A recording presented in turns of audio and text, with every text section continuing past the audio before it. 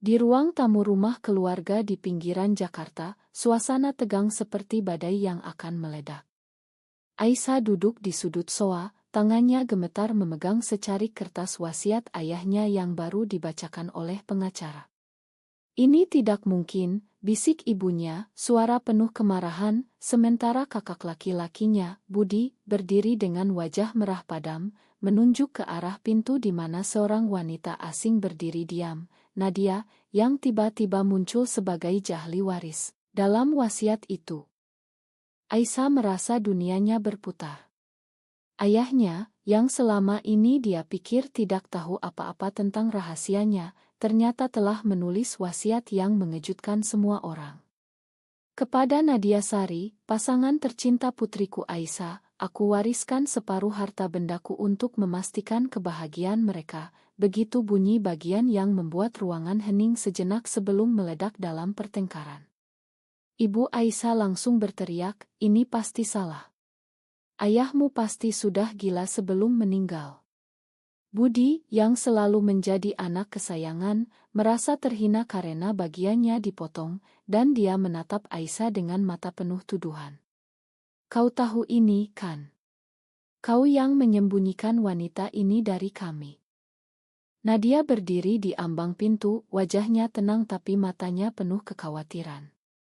Dia bukan orang asing bagi Aisyah, mereka telah saling mencintai selama 3 tahun, bertemu di kampus Universitas Indonesia di mana Aisyah belajar psikologi dan Nadia sebagai dosen tamu dari Bandung. Cinta mereka tumbuh diam-diam, di balik tembok masyarakat yang masih memandang hubungan sesama jenis sebagai tabu. Aisyah ingat pertama kali mereka bertemu, di perpustakaan, saat Nadia membantu Aisyah dengan tesis tentang identitas diri. Percakapan itu berlanjut ke kopi, lalu pertemuan rahasia di kai-kai kecil di Jakarta Selatan. Tapi sekarang, rahasia itu terbongkar oleh ayah yang sudah tiada. Ayah Aisyah, seorang pengusaha sukses di bidang tekstil, selalu tampak konservatif. Dia sering berbicara tentang nilai-nilai keluarga tradisional, tentang pernikahan dan cucu. Aisyah pernah takut memberitahunya, takut kehilangan dukungan finansial dan emosional. Tapi ternyata, ayah diam-diam mengamati. Mungkin dari catatan harian Aisyah yang tidak sengaja ditemukan, atau dari pengamatan diamnya saat Aisyah pulang larut malam dengan senyum misterius. Wasiat itu adalah bukti cintanya yang tak terucapkan. Dia ingin melindungi Aisyah dari tekanan keluarga yang dia tahu akan datang. Pertengkaran semakin sengit. Ibu Aisyah, seorang ibu rumah tangga yang taat beragama, menangis histeris. "Ini dosa, Aisyah. Bagaimana bisa ayahmu mendukung hal seperti ini? Kita hidup di Indonesia, bukan di Barat." Budi, yang bekerja di perusahaan ayah, merasa wasiat itu merampas haknya. "Aku yang mengurus bisnis setiap hari, tapi kau dan wanita ini yang dapat bagian besar. Ini penipuan." Dia mendekati Nadia, suaranya mengancam. "Siapa kau sebenarnya? Kenapa ayah tahu tentangmu?" Nadia menjawab dengan suara tenang, "Saya Nadia, dan saya mencintai Aisyah. Pak Hadi tahu itu karena beliau pernah bertemu saya secara diam-diam, beliau ingin kami bahagia." Kata-kata itu seperti bom waktu. Keluarga Aisyah, yang berasal dari keluarga Jawa yang konservatif, tidak bisa menerima. Paman dan bibi yang hadir mulai berbisik-bisik, membahas tentang aib keluarga. Aisyah merasa dada sesak. Dia ingin membela Nadia, tapi kata-kata tersangkut di tenggorokan. Apakah ini saatnya dia berdiri tegar, atau justru saat dia kehilangan segalanya? Malam itu, setelah pengacara pergi, Aisyah dan Nadia duduk di kamar Aisyah. "Kenapa ayah melakukan ini?" tanya Aisyah, air mata mengalir. Nadia memeluknya, "Karena beliau mencintaimu. Beliau bilang padaku, Aisyah pantas bahagia, bukan hidup dalam kepura-puraan." Tapi Aisyah tahu, ini baru awal. Keluarga tidak akan diam besok, mereka akan menuntut wasiat dibatalkan, dan Aisyah harus memilih menerima warisan dengan Nadia atau menyerah pada tekanan keluarga. Keesokan harinya, Budi memanggil pengacara keluarga lain. Kita bisa bilang ayah tidak waras saat menulis wasiat itu, katanya. Ibu setuju, ya, pasti pengaruh obat-obatan saat sakit. Aisyah mendengar dari balik pintu, hatinya hancur. Ini bukan hanya soal uang, ini soal identitasnya. Dia ingat masa kecilnya saat ayah selalu bilang, jadilah dirimu sendiri, nak.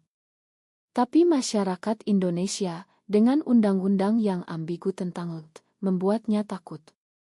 Berita tentang diskriminasi, bahkan kekerasan, sering terdengar. Apakah dia siap menghadapi itu semua? Nadia menelepon dari apartemennya di Bandung. Aisyah, kita harus kuat. Ini kesempatan untuk hidup bebas. Tapi Aisyah ragu. Bagaimana dengan ibu? Dia akan sakit hati. Konflik inner Aisyah mulai membara, cinta keluarga, kebebasan tradisi. Dia tahu keputusan apapun akan ada harganya. Di kantor pengacara, pertemuan keluarga berlangsung panas. Budi menyajikan bukti medis ayah saat sakit kanker, mengklaim wasiat tidak sah. Nadia hadir sebagai pihak terkait, duduk di samping Aisyah. Saat pengacara bertanya, apakah Anda siap mempertahankan wasiat ini? Aisyah menjawab pelan, ya. Itu adalah langkah pertama menuju badai yang lebih besar. Badai keluarga semakin mengganas setelah pertemuan di kantor pengacara. Budi tidak berhenti di situ, dia mulai menggali masa lalu Nadia, mencari celah untuk mendiskreditkannya. Wanita ini pasti punya motif tersembunyi, katanya pada ibu, yang semakin yakin bahwa Nadia adalah penggoda yang merusak keluarga mereka. Aisyah merasa terjebak di tengah. Setiap malam, dia bermimpi tentang ayah, yang tersenyum tapi mata penuh kekhawatiran. Apakah aku benar menerima ini, gumamnya sendirian. Nadia, yang biasanya tenang, mulai menunjukkan retak. Dia berasal dari keluarga sederhana di Bandung, ayahnya seorang guru yang mendukung kebebasan berpikir, tapi masyarakat sekitar tetap saja penuh prasangka. Aku pernah dipecat dari pekerjaan karena rumor tentang orientasiku, cerita Nadia pada Aisyah suatu malam di kai kecil di Kemang. Tapi aku tidak menyesal. Cinta kita layak diperjuangkan. Kata-kata itu menyentuh Aisyah, tapi juga menakutkan. Bagaimana jika dia kehilangan pekerjaannya sebagai psikolog di klinik Jakarta? Pasien-pasiennya, yang banyak dari kalangan menengah atas, mungkin akan menjauh jika rahasia ini tersebar. Ibu Aisyah mulai kampanye emosional. Setiap pagi, dia memanggil Aisyah ke dapur, menyajikan nasi goreng awritnya sambil berkata, "Nak, pikirkan masa depanmu. Pernikahan dengan pria baik akan membuatmu bahagia. Lihat tante-tantemu, mereka bahagia dengan anak cucu." Aisyah merasa bersalah. Dia ingat saat kecil, ibu selalu mengorbankan segalanya untuk keluarga. Tapi di balik itu, Aisyah tahu ibu takut aib sosial. Di Indonesia, di mana agama dan adat kuat, hubungan lesbian sering dianggap sebagai penyimpangan. Berita tentang raya polisi di klub membuat Aisyah gelisah.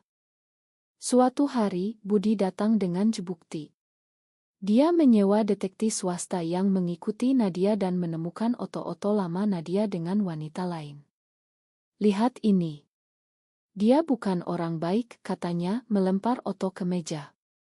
Aisyah marah, itu masa lalu. Kau tidak punya hak.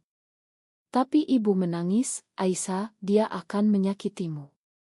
Ayah pasti salah paham. Nadia saat dikonfrontasi mengakui, ya, aku punya hubungan sebelumnya, tapi itu sudah berakhir. Aku mencintaimu sekarang. Itu menjadi momen pertama keraguan Aisyah, apakah Nadia benar-benar setia. Konflik memuncak saat keluarga mengadakan pertemuan besar di rumah. Paman dari Solo datang membawa nasihat agama. Ini melawan ajaran, Aisyah. Kau harus bertobat. Nadia tidak diundang, tapi Aisyah diam-diam mengirim pesan padanya. Saat pertemuan berlangsung, Aisyah berdiri, aku mencintai Nadia. Ayah tahu dan mendukung. Ruangan gempar. Budi berteriak, kau akan menghancurkan nama keluarga.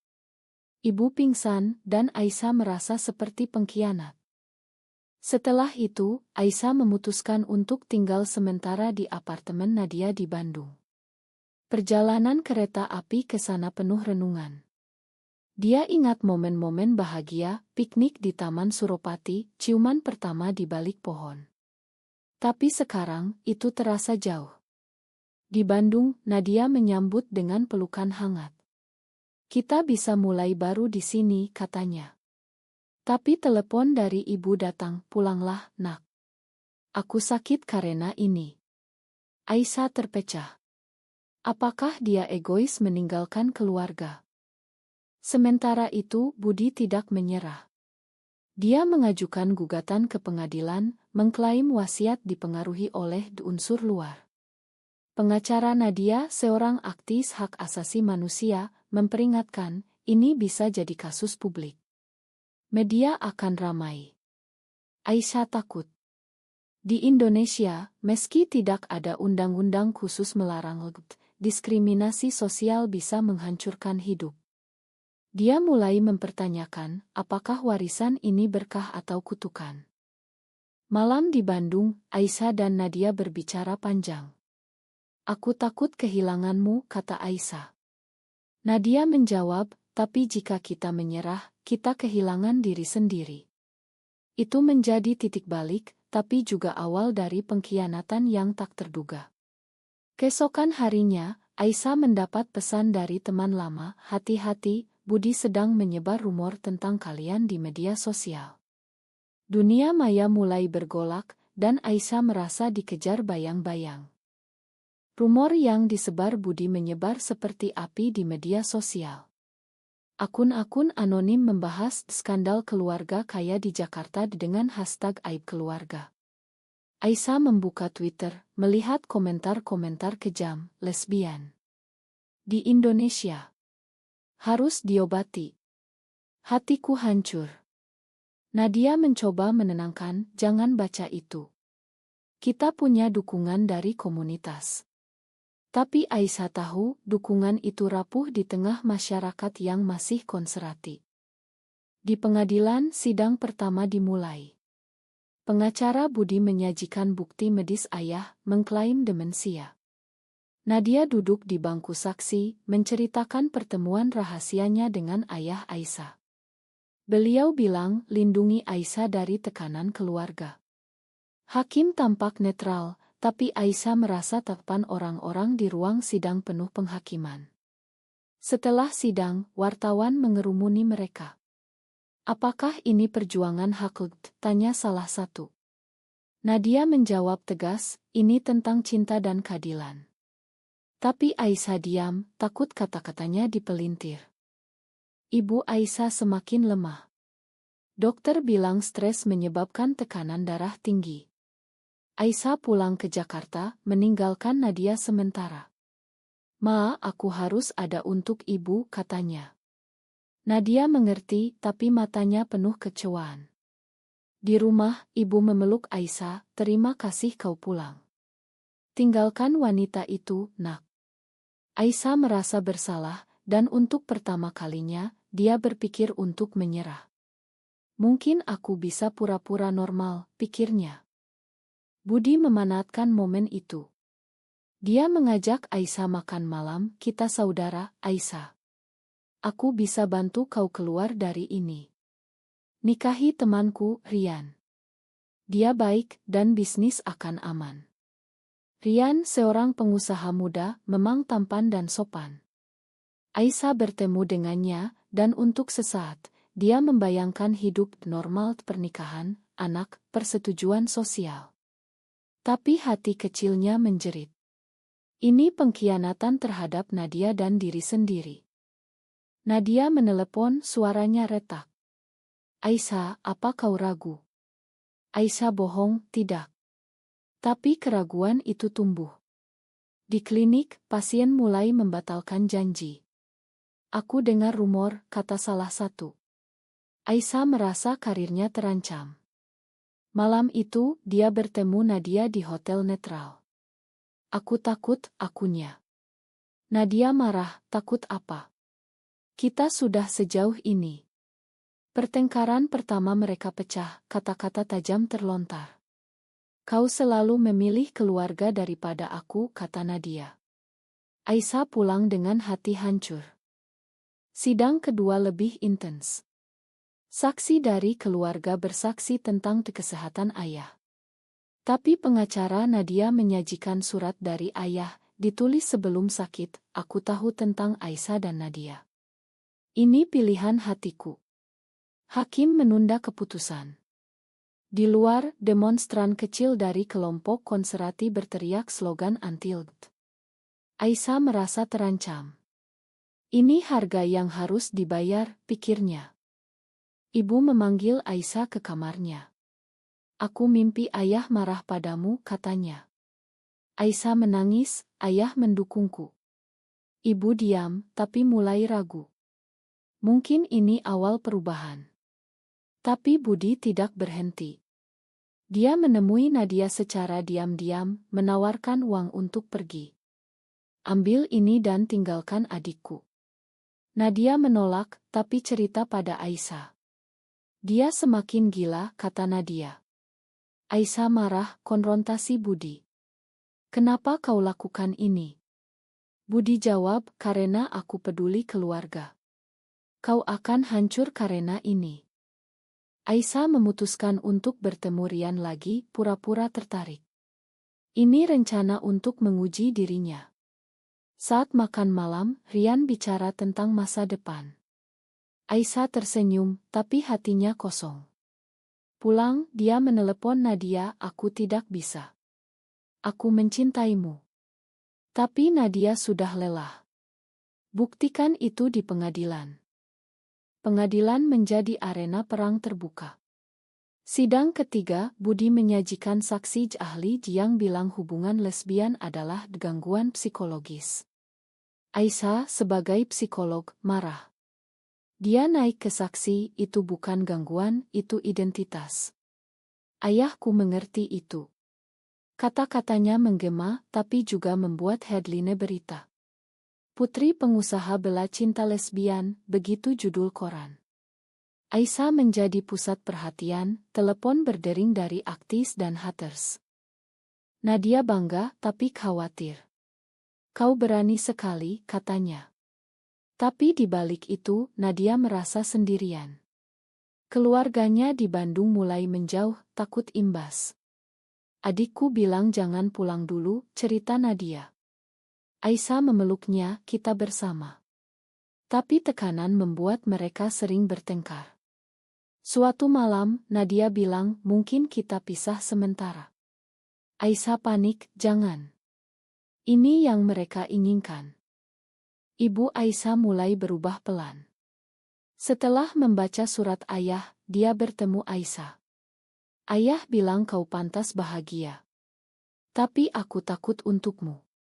Aisyah cerita tentang cintanya, Nadia membuatku utuh, Bu. Ibu diam, tapi mulai berpikir. Ini momen harapan, tapi Budi merusaknya. Dia mengancam, jika kau lanjut, aku akan publikasikan oto-oto pribadi. Aisyah sok, kau punya apa? Ternyata detektif mengambil oto Aisyah dan Nadia berciuman. Aisyah merasa dikhianati oleh saudaranya sendiri. Dia konfrontasi Budi di kantor ayah. Kenapa kau benci aku? Budi jawab, aku tidak benci kau, aku benci ini merusak bisnis. Investor mundur karena rumor. Ini soal uang, bukan cinta saudara. Aisyah pergi, hati dingin. Dia putuskan untuk maju, apapun harganya. Nadia dan Aisyah merencanakan strategi. Mereka bertemu aktis di Jakarta, mendapat dukungan hukum. Kalian bukan saja, kata aktis. Ini memberi kekuatan. Tapi malam sebelum sidang akhir, Nadia mendapat ancaman anonim, pergi atau kau akan menyesal. Nadia takut, tapi sembunyikan dari Aisyah. Sidang akhir tiba. Hakim membaca putusan, wasiat sah. Keluarga kalah. Budi marah besar, pergi tanpa kata. Ibu diam, tapi peluk Aisyah. Aku coba pahami, nak. Nadia dan Aisyah menangis bahagia. Tapi kemenangan itu pahit. Media ramai dan ancaman meningkat. Setelah sidang, Nadia bilang pada Aisyah tentang ancaman. Mungkin kita pindah ke luar negeri. Aisyah ragu, tapi ini tanah airku. Konflik baru muncul, bertahan atau pergi. Aisyah merasa telah bayar mahal, kehilangan saudara, tekanan pada ibu, karir terganggu. Kemenangan di pengadilan tidak berarti akhir. Aisyah dan Nadia pindah ke rumah baru di Bogor, mencoba hidup normal. Tapi bayang-bayang masa lalu mengejar. Budi memutus hubungan, bisnis keluarga terpecah. Ibu datang sesekali, mencoba rekonsiliasi. Aku baca buku tentang ini, katanya suatu hari. Aisyah tersentuh, tapi luka masih dalam. Nadia mendapat pekerjaan baru sebagai konsultan, tapi Aisyah kehilangan banyak klien. Dia mulai konseling online untuk komunitas LGBT, menemukan tujuan baru. Ini cara aku bayar harga, katanya. Tapi di malam-malam sepi, Aisyah bertanya pada diri, apakah semua ini worth it? Cinta mereka kuat, tapi masyarakat masih dingin. Teman-teman lama menjauh, keluarga besar memutus silaturahmi. Suatu hari, Budi datang tak terduga. Aku salah, katanya, mata merah. Aku takut kehilangan segalanya. Aisyah memakan, tapi hubungan rapuh. Ini momen odd or though, apakah pengampunan selalu benar? Nadia dan Aisyah merencanakan masa depan. Mungkin kita adopsi anak suatu hari, mimpi Nadia. Tapi di Indonesia, itu mimpi jauh. Mereka bergabung dengan gerakan hak, menjadi suara bagi yang lain. Tapi ancaman tetap ada, sekali mobil mereka dirusak. Di akhir, Aisyah berdiri di makam ayah. Terima kasih, ya. Kau memberi keberanian. Cinta mereka bertahan, tapi dengan bekas luka. Apakah pilihan Aisyah untuk memperjuangkan cinta sejatinya benar, atau seharusnya dia mengalah demi keluarga?